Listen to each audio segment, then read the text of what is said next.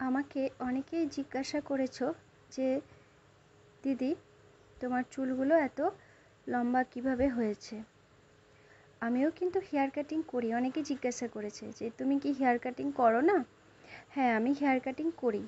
বছরে 2বার করে hair cutting করি, বেশি নয়, অল্প একটু করে হেয়ার কাটিং করি। হেয়ার কাটিং করা ভালো। তো হেয়ার লেন্থ কিভাবে হবে, অ্যালোভেরার প্যাক ইউজ করতে হবে, আর আমাদের জলটাও বেশি করে খেতে হবে। ভিতর থেকে ভালো থাকতে হবে, শুধু প্যাক লাগালেই হবে না কিন্তু। যখন ভিতর থেকে সুন্দর থাকবে তখন সব কিছুই, স্কিন, হেয়ার সব কিছুই, শরীর সব কিছুই কিন্তু ঠিক থাকবে। তো এবার আমাদের যত্ন তো নিতেই হবে, তাই না?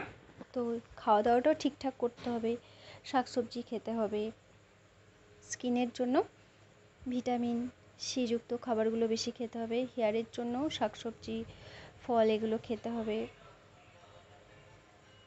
ভালো করে তেল দিতে হবে। তেল কিন্তু চুলের খাবার, সপ্তাহে 2 দিন করে তেল ইউজ করতে হবে। তো তেল দেওয়ার বিশেষ কিছু নিয়ম নেই, যে কোনো অয়েলই ভালো, কোনো অয়েলই খারাপ নয়, এবার যার যেটা শ্যুট হয়। অয়েল চুল যেন পড়ে না যায়।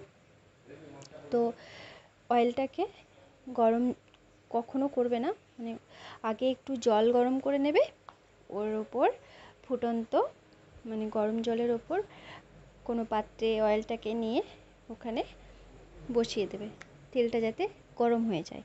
তো তেলের সঙ্গে যে যেটা ইউজ করো সেই তেলের সঙ্গে 2টো করে ভিটামিন ই ক্যাপসুল, আমার হেয়ারে যেরকম 2টো লাগে, তো ভিটামিন ই ক্যাপসুল দিয়ে ওটাকে ভালো করে মিশিয়ে নেওয়ার পর ভালো করে ইউজ করতে হবে। তোমরা